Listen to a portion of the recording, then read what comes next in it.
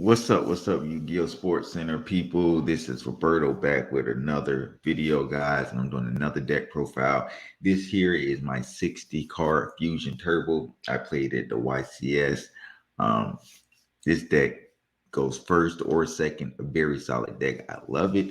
Um, it was a last minute deck for the YCS, and it was actually pretty fun to play, guys. So I played it in rank two. As you guys know, I'm climbing the DB ladder, road to top 10 rank. And let's get into the deck profile. So start off things, three pot of extravagance.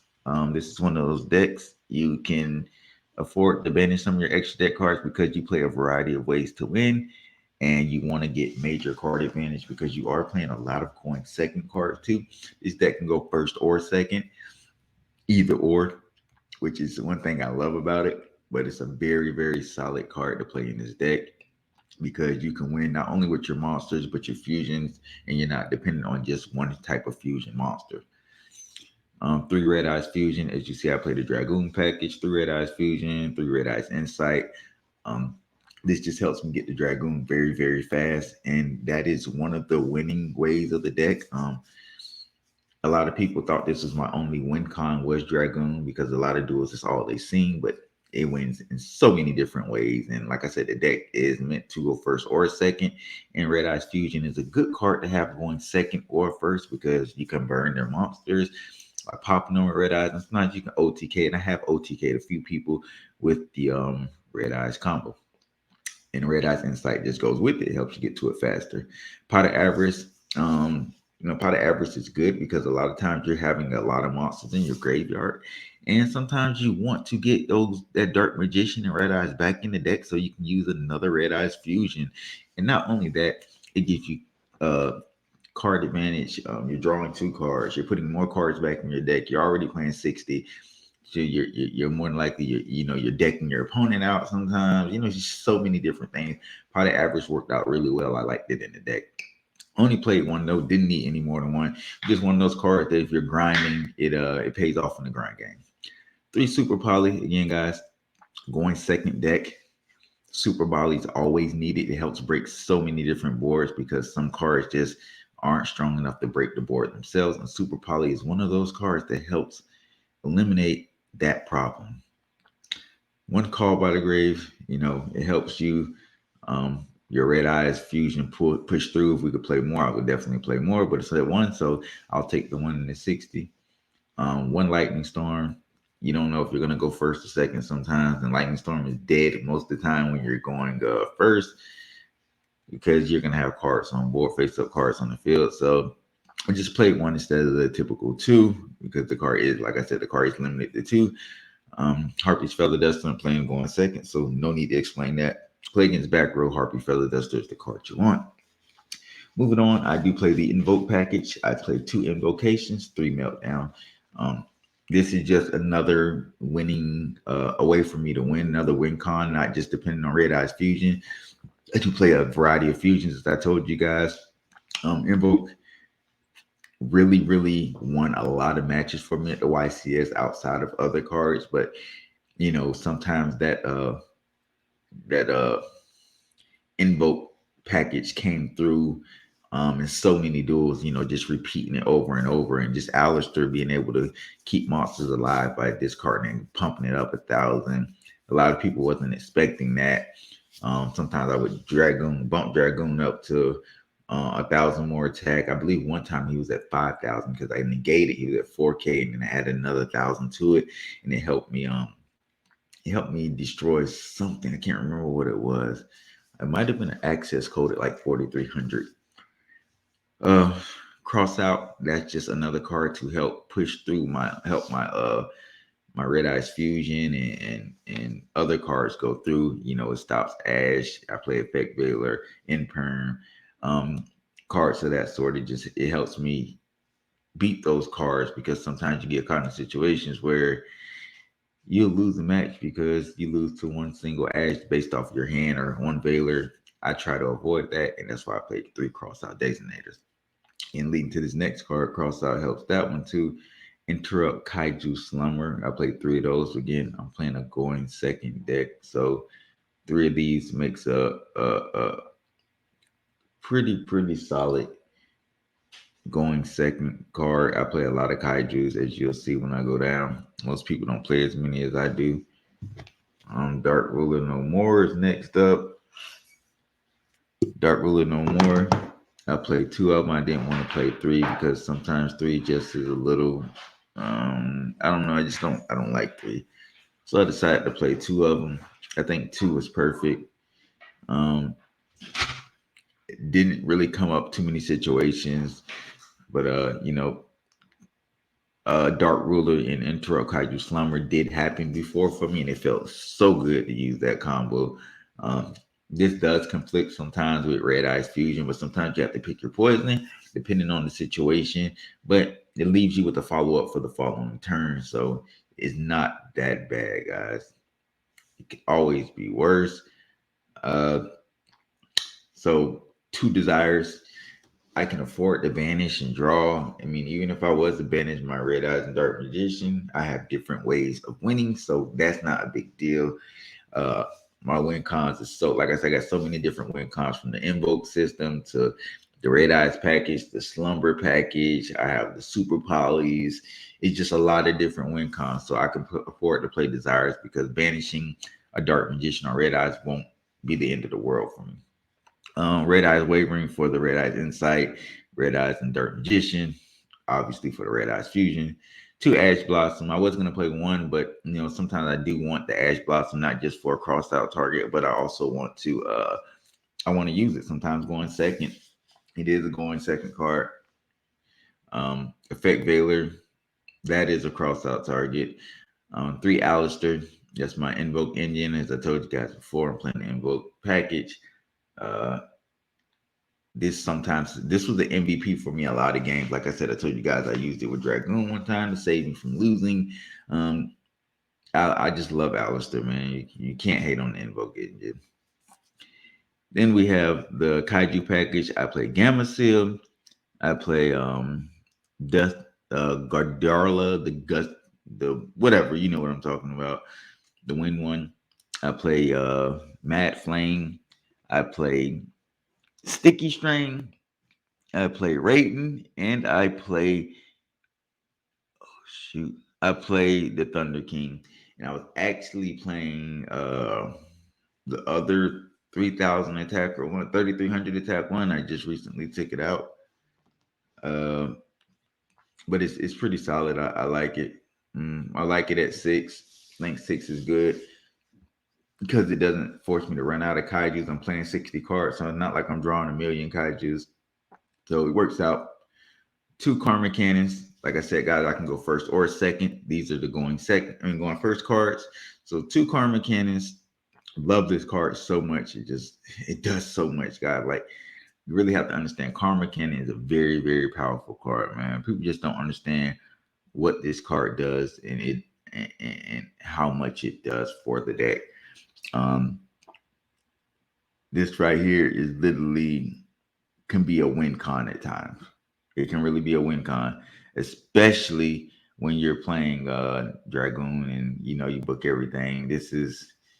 I love it, especially in this deck. One Imperm for cross out, two Punishment. I love Punishment. I just can't get enough. If I feel like if I'm playing any deck with traps in, I have to play Punishment. I just love the popping two with Elder. You can't get enough of that. One Torrential Tribute. Um, Works good with Dragoon because Dragoon cannot be destroyed. So, Trench on the full board with Dragoon on, you keep all yours and they lose everything is a good feeling. I've done it a few times. Two Compulse. Compulse works good against those XYZ decks like Pearly and stuff like that. Like this just obliterates them. Compulse is a very powerful card if you use it right and you know the correct situation to use it. I can say of all the traps I played, Compulse came up the most clutch for me. Two Crackdown. If it was two traps I would take out, it would probably be these two Crackdowns. I really didn't too much care for them. They did what they need to do sometimes, but sometimes I didn't really care for them. I guess that's how I can say. All right, I just I wish it negated the monster's effect when you took control, like negate and take control of it. That would be much better. But yeah, that's probably two cards. These two I'm definitely probably change out. I don't really, no, I don't care for them. Solemn Judgment, played one is not good going second, but it's very good going first. Nothing wrong with one. This will stop you from blowout cards sometimes if you don't draw the you don't get a negate on board, or if they, for dark rulers and things like that. So it's a pretty solid card. So I think one is fine. Two is pushing it. And three in the main deck going, not going the second deck is just insane. So definitely not gonna play three. And I played the one just in case I go first. Evenly, one evenly. Um, I like evenly so much to go in the second deck, but I didn't want to play too many in the main deck, knowing there's a possibility that I could possibly go first some games. So I think one was fine. Floodgate Trap Hole.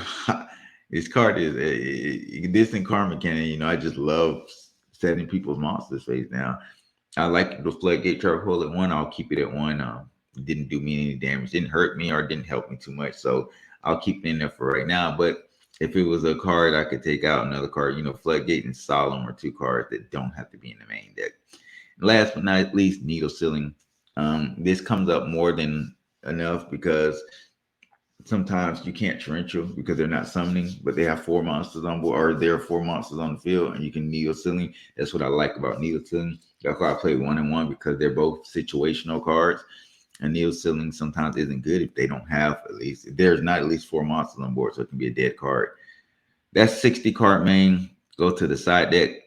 Two Solemns in the side. When I know I'm gonna go first, I side in these other two Solemns to go along with the one I have in the main deck. Two Solemn Strikes.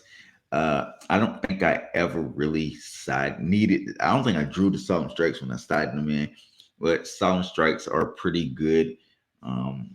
It helps in so many different situations, and it negates and destroys monsters. I just hate, going into game three with time. Anything that pays life points is coming out the deck. Mirror Force.